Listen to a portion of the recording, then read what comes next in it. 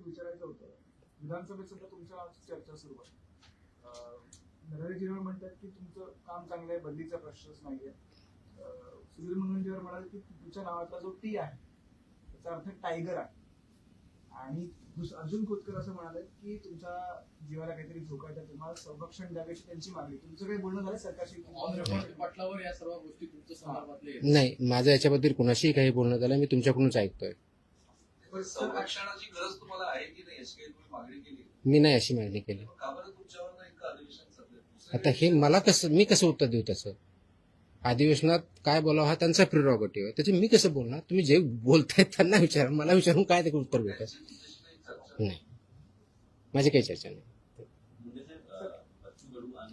फक्त याच्या बाबतीत आपण जे थ्रेटच्या बाबतीत कदाचित मला आज हे कळलं की कुणीतरी एक फेसबुकवरती व्हिडिओ आहे, काहीतरी त्यांनी शिव्या दिल्यात वगैरे वगैरे काही केलं, त्यांना पोलिसांनी कारवाई पण केली आहे माझ्यामध्ये. तसंच आय थिंक औरंगाबादला छत्रपती संभाजीनगर जिल्ह्यामध्ये आपल्या पथकावरती अटॅक करण्याचाही प्रयत्न केला, तर त्याच्यावरती सुद्धा अरेस्ट इमिजिएटली झाली. मी स्वतः डीजीपीशी बोललो होतो, डीजीपीने तिथल्या सीपीना सांगून इमिजिएटली कारवाई पण केली. हे इन्फोर्समेंट आहे. इन्फोर्समेंट ज्यावेळेस येतं, कुणी इलिगल ज्यावेळेस काम करतं, तर everybody has to abide by rule of law. माझं म्हणणं आहे कायद्याचं राज्य आहे, कायद्याच्या राज्याप्रमाणे चाललं पाहिजे सर्वांनी. मला सर्वांना कायदा लागू होतो.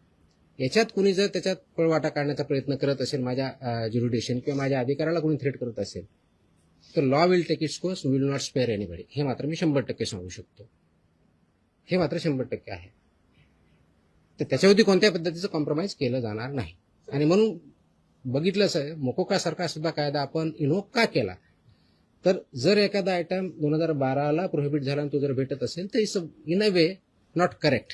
आणि ते करण्याच्या दृष्टिकोनातून आज जशी ही जी आज ऑर्डर काल काढले, अशा पुढच्या दृष्टिकोनातून बऱ्याच अजून ऑर्डर यायच्या आहेत.